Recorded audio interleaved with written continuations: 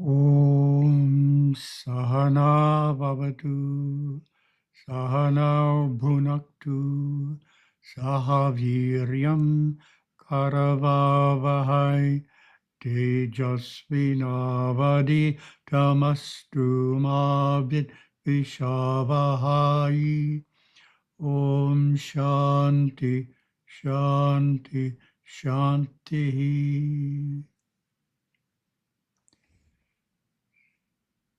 And we'll share the screen here. There we go, share. Very good.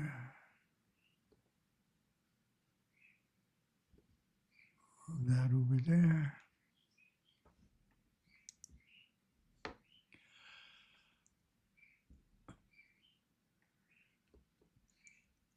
There we go. And the first topic, 10-minute spiritual workout from January 2014. 11 years old, the concept. And just as an FYI, we recently released the 2026 edition of the online master course study. It is, as the previous one was, based around this 10-minute spiritual workout. And the new version of the study is only 1 year versus the previous edition took 2 years to go through. So it's shorter, and the daily lessons are also shorter. So it's a little bit easier to get through it, but it's still based on the 10-minute spiritual workout, which is working out well. And the story, the publisher's death, was written based a few years ago of working with a group of Hindu university students in and around Texas. And after I'd been working with them a few years, I came to the amazing conclusion that none of them were practicing anything, not a single one. There are no temples near the university, so they didn't go to the temple, and they weren't doing anything in their dorm rooms. So it was an interesting conclusion. So it's one of the reasons I created this 10-minute spiritual workout, which you'll see in the middle of it, how it relates to going to school. Nowadays, the idea of performing a daily physical workout is widespread. Nearly everyone appreciates the need to stay fit and healthy for a productive, contented life. 3 types of exercise are recommended: endurance, flexibility, and strength. Each has specific benefits. Endurance activities, such as walking, running, and swimming, increase vitality and keep the heart, lungs, and circulatory system healthy. Flexibility activities, such as hatha yoga, tai chi, and dancing, keep the muscles relaxed and the joints mobile. And strength activities, such as calisthenics, weight resistance exercises, and climbing stairs, build muscle tissue and keep the skeletal system strong. Taking care of our physical body is essential for optimum performance in life. All dimensions of our being need attention: physical, emotional, intellectual, and spiritual. Read that one again. Left out a word.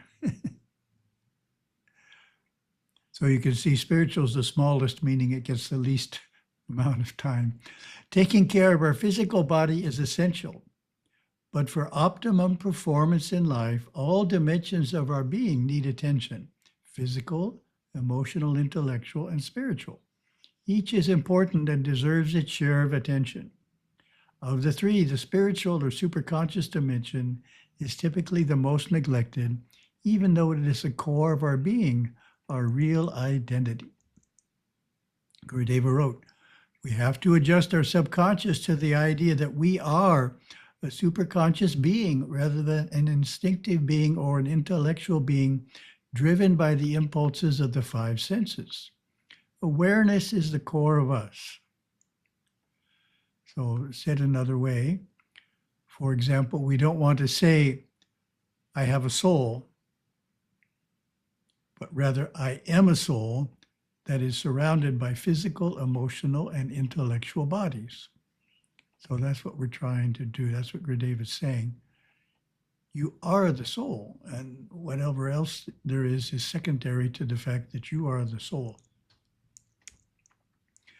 We maintain physical health through exercises. We nourish our intellectual nature through learning new things all through life, expanding and strengthening our mental abilities. Emotional nature is sustained by tending closely to interpersonal relations, practicing surrender and acceptance, by striving to build good character qualities, serving others, and living a balanced life. We give time to our spiritual nature by performing daily religious activities. Sandhya Vandana. I like to call this a spiritual workout. During this time, we are reminded that life's inner purpose is to make spiritual progress, moving forward toward the ultimate goal of experiencing God, self-realization, and subsequently moksha, liberation from the cycle of rebirth. It is not so much a matter of exercising our spiritual nature as it is taking time to experience it. Tirumandaram by Siddhar Tirumular shares, step by step, practice withdrawal of the mind and look inward. One by one, you will witness the myriad good things within. Now and here below, you may meet the Lord, for whom the ancient Veda still searches everywhere. Generally, we are so wrapped up in our outer nature that we are hardly aware of our true, glorious inner reality. This can go on life after life, as it does for many people who only begin to think of greater realities when nearing the point of death. The benefits of such times of quiet retreat from life's hustle and bustle are underrated and overlooked, as life in the 21st century becomes more and more hectic and externally demanding. Many Orthodox families living in India still manage to reserve time for their spiritual being by performing an early morning puja in their home shrine, followed by a repetition of a mantra while counting on japa beads. The predominant trend in India and other countries, however, is that fewer and fewer families follow such disciplines. Sitting with me, so many say the same thing. We just can't seem to find the time for puja, japa, or meditation. Time devoted to employment, transportation, eating, entertainment, physical exercise, and spending time with family and friends takes up the whole day. The traditional 1-hour daily religious workout is proving to be too long, and because the benefits are not well understood, it is commonly skipped altogether. Gurudeva spoke of these benefits. As a result of your daily religious practices, you will be able to brave the forces of the external world without being disturbed by them and fulfill your dharma in whatever walk of life you have chosen, because your daily sadhana has regulated your nerve system. The quality of your work in the world will improve, and your mood in performing it will be confident and serene. So what's the solution? I focus primarily on the youth, for their patterns are not too rigid to change. I devised a 10-minute program consisting of 4 activities that can be performed whenever time is available. Hopefully, the brevity and flexibility of the time of day, along with a clear sense of the spiritual benefits, will motivate students to adopt this workout, or, equally as good, customize a routine of their own. So then this next slide brings in the idea of schooling. I suggest this practice be taken up around age 15 and maintained throughout high school and university. After schooling, it is hoped that those serious about their spiritual life will increase their workout to half an hour. So that's an important point to comment on.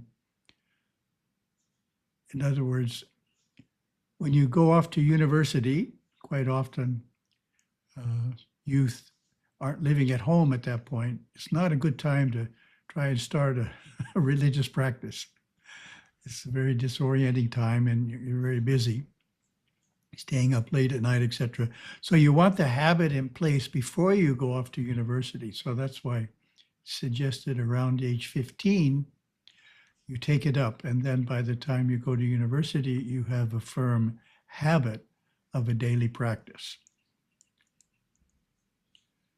Before describing the details of the spiritual workout, I wanted to share a story about where the idea of a spiritual workout came from. So this is that same story that we had at the beginning. Texas group, Hindu Students Association. Oh, and they just weren't practicing anything. So that really surprised me.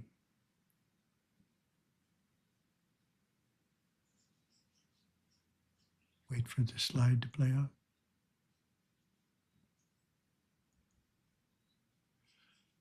So what was the contradiction to me was they were interested enough in Hinduism to devote a weekend retreat in the country to learning more about it, but still had no daily practice. So clearly, however they had studied Hinduism previously was not emphasizing daily practice. So returning to the details of the spiritual workout, it consists of 4 activities: worship, introspection, affirmation, and study. The worship portion involves repeating a mantra to a chosen deity or reciting 9 or more names of the deity, offering grains of rice to a murti or picture with each repetition or name. For example, if worshiping Lord Ganesha, one might intone the mantra, Om Shri Ganeshaya Namaha, or another of your choice or lineage. Alternatively, a short bhajan can be sung while looking at the deity's picture or murti. Devote 2 minutes to this simple expression of reverence and gratitude. Introspection portion consists of chanting the mantra Om 9 times with eyes closed. For Om Japa to be effective, the mantra must be pronounced correctly. First syllable is A, pronounced as the English word ah, but prolonged. Ah. Second syllable is U, as in roof, pronounced oo, but prolonged. Ooh. Third syllable is M, pronounced with the front teeth gently touching, and the sound prolonged. Each repetition is sounded for about 7 seconds, 2 seconds on ah, 2 seconds on ooh, and 3 seconds on with a silence of about 2 seconds before the next repetition. And the 3 syllables are run together. So that's how I chant Om at the end of each Zoom presentation, which is how Gurudeva describes it in the cognizant ability portion of Merging with Shiva. On the first syllable, ah, we feel the solar plexus and chest vibrating. Second syllable, ooh, the throat vibrates, and the third syllable, vibrates the top of the head. Then we have 2 seconds of silence.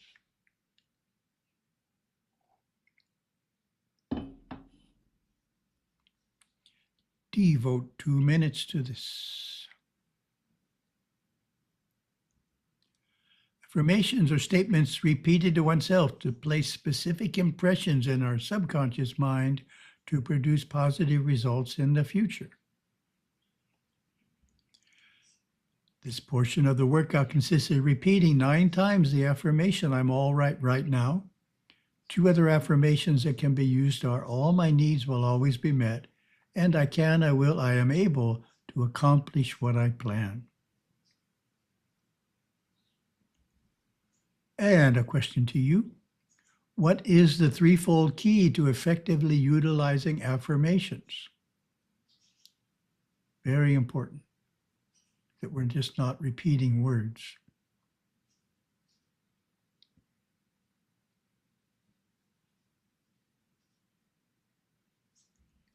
The threefold key to effectively utilizing affirmations is: 1, keep the mind focused on the meaning of what you are saying. 2, hold in your mind a visualization that shows the result you want to achieve. And 3, feel in the present how you will feel later when you have achieved what the affirmation describes. So I call that think, visualize, feel. Think about the meaning, have a visualization in your mind, and feel now how it will feel in the future when it is happening. Devote 1 minute to this. Study portion consists of reading a sacred Hindu text that provides you new knowledge and insight. It is important to choose a work that you find clear and inspiring, avoiding those that seem obscure or technical. Devote 5 minutes to this.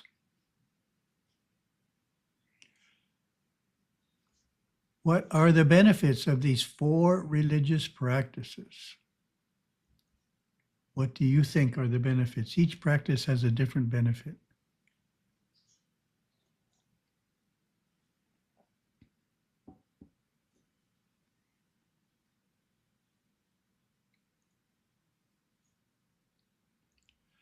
The benefit of the worship portion is that it increases our devotion to the deity, enhancing our relationship with him or her.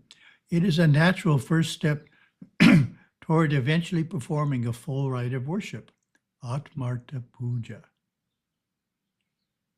Increases our devotion.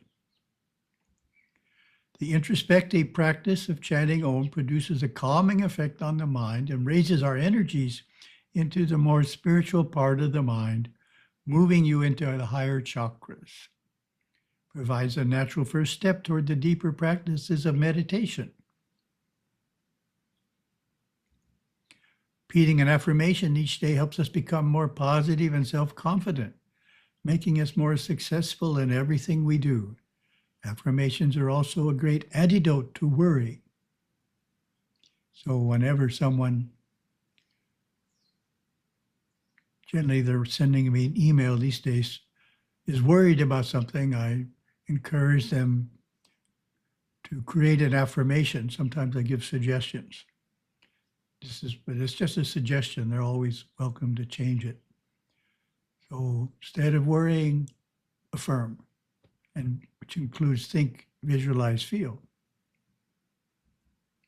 Study of sacred texts increases knowledge of our faith and catalyzes insights into Hindu philosophy and practices.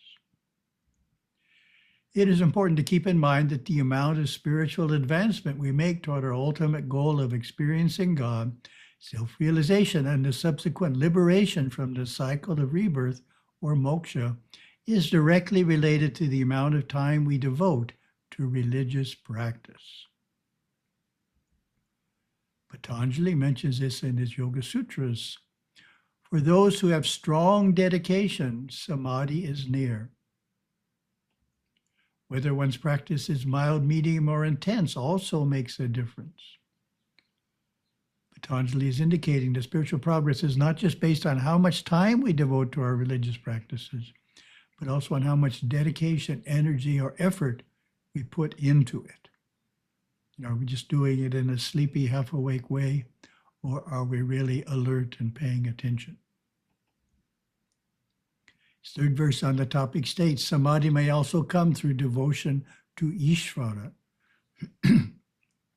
This means that effort and dedication can be supplemented by the blessings or grace we receive due to our intense devotion to God.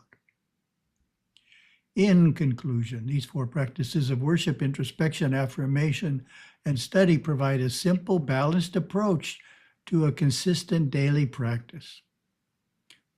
We hope you give it a try if you haven't started already.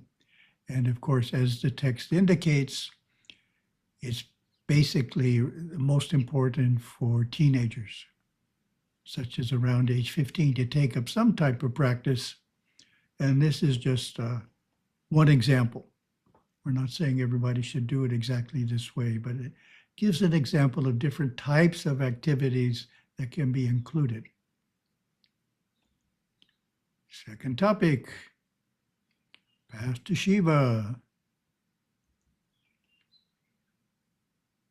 What are Shiva's 3 perfections?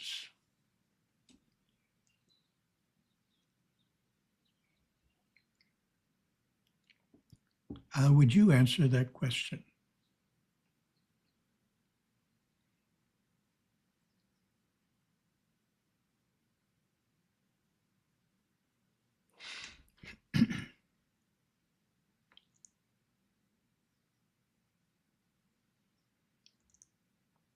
Perfection is the word Gurudeva used to describe God Shiva's 3 flawless aspects.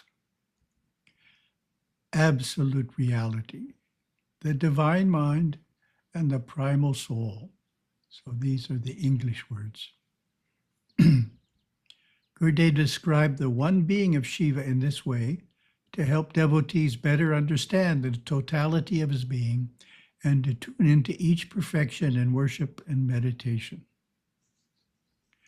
The 3 perfections also apply to each of us, as God Shiva naturally creates souls in his image and likeness. First perfection, absolute reality, Parashiva, is our soul, is our inmost essence, the self-God. What is the self-God? Gurudeva explains, it is that which is beyond the mind, beyond thought, feeling, and emotion, beyond time, form, and space.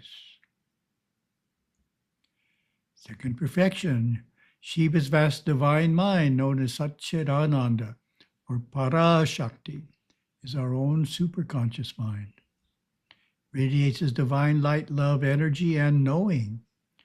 When we touch into that level of our being, we become aware of the pure consciousness flowing through all things.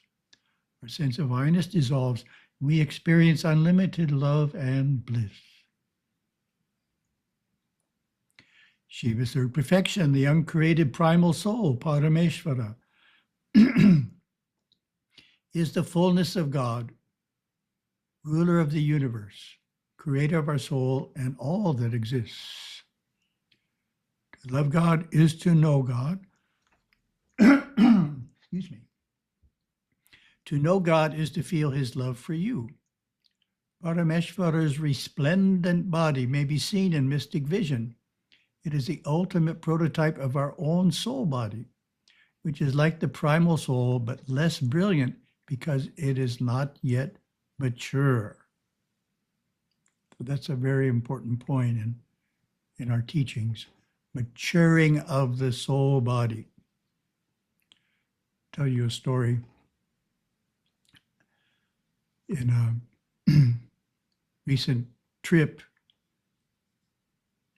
to San Ramon, California, to attend the Kumbhabhishekam there of a small Ganesha temple, flying one of the directions, encountered a stewardess. She was eating her meal with chopsticks and using the chopsticks very well, so I complimented her and I said, your chopstick technique is very good, which is not necessarily the case for Westerners in the US. So she took that opportunity to ask, well, what's your religion about? And I said, it's about maturing the soul. So that was my answer, just a spontaneous answer. But that it shows how core the idea is to what we're doing. Elsewhere, Gurudeva says you have to have really advanced maturity of the soul to realize the self. So the purpose of maturing the soul is you can't achieve the highest realizations until it has a certain maturity. Primal soul, God's personal aspect as Lord and Creator, is depicted in many forms. Nataraja by Saivites, Vishnu by Vaishnavites, Devi by Shaktas. To understand Shiva's 3 perfections, think of a perfect mango. It has a skin, sweet fruit, and a seed, yet it is a one fruit. The skin is Shiva's body, the fruit is his divine mind, and the seed is his inmost essence and being. So that's trying to point out, even though we have three perfections, Shiva is a one being. It's just a way of understanding him, dividing it into three. It's like we say we have a physical body, a mind, and a soul. That helps understand us. Third topic, we have a new subject. Verses and commentaries from our recently published edition of Patanjali's Yoga Sutras, starting with chapter 1. So this material can get a bit dense or intellectually challenging. So we're going to spread it out. And the thinnest we can spread it is to do one verse. So that's what we're doing first, just doing verse 1. But a lot of commentary on it. Verse 1. Now, the exposition of yoga. So commentary. The commentary in this form is from me. This is straight from the printed book. In Hindu scriptures such as Katha Upanishad and the Bhagavad Gita, the earliest usage of the term yoga as applied to spiritual endeavor has the meaning of the control of the mind and senses. That is Patanjali's meaning of the term in his Yoga Sutras. Then in the printed book, Gurudeva's next. So when we have a picture of Gurudeva like this, it's what's in the book. In yoga, the devotee worships the transcendental aspect of God. He strengthens his body and nerve system. He disciplines the energies of mind and body. He learns to regulate his breath and to control the pranas that flow as life's force through his nerve system. In this process, the Kundalini Shakti is lifted and the multi-petaled chakras unfold in all their splendor. The subtle realms within the devotee are revealed layer by layer as he methodically perfects attention, concentration, meditation, and contemplation. So then the rest of the material here is not in the book. And it has this type of graphic. Nowadays, if someone says, I practice yoga every day, chances are they are referring to the postures or asanas. If they practice meditation every day, they would say, I practice meditation every day. They would not call it yoga. However, yoga, meaning meditation, is the original use of the term. So amazing how over time it's shifted to mean hatha yoga. Patanjali's terse text of 196 sutras, written around 200 BCE, codifies the ancient yoga philosophy known as yoga darshana. So darshana in this context, darshana means sight, of course, we know that, means a philosophy. So the philosophy of yoga, yoga darshana. In other words, he did not create yoga, he organized the practices of yoga into a formal system consisting of 8 progressive practices. In Sanskrit, it is called Ashtanga Yoga, or the yoga of 8 limbs. Ashta, as we know, means 8. Anga means limb. It is also called classical yoga and Raja Yoga. In Gurudeva's Master Course Trilogy, he uses the term classical yoga quite a few times.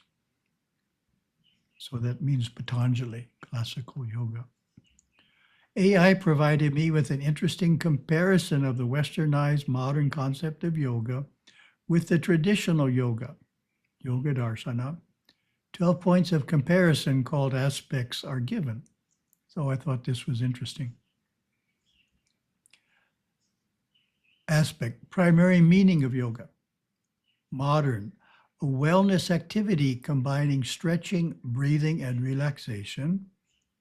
Traditional, disunion of Purusha from Prakriti, a path to liberation or moksha. Purusha is the word for soul, and Prakriti means the world of form. So in Gurudeva's terminology, disunion of awareness from states of consciousness. That's how Gurudeva would say it. So that's very different than asanas. Aspect, main components practiced. Modern, mainly asana, light breathing and mindfulness. Traditional, 8 limbs, yama, niyama, asana, pranayama, pratyahara, dharana, dhyana, and samadhi. Aspect, goal, modern, fitness, flexibility, stress reduction, self-care. Traditional, liberation from rebirth, realization of Atman or Purusha, mastery of mind. So a simple idea that came to me in creating that sentence was, creating similar sentences to that, is that when you say, what is the goal of a Hindu practice, they all have the same goal. If it's a traditional Hindu system, the goal is moksha. There's not different goals, it's just the definition of moksha is different.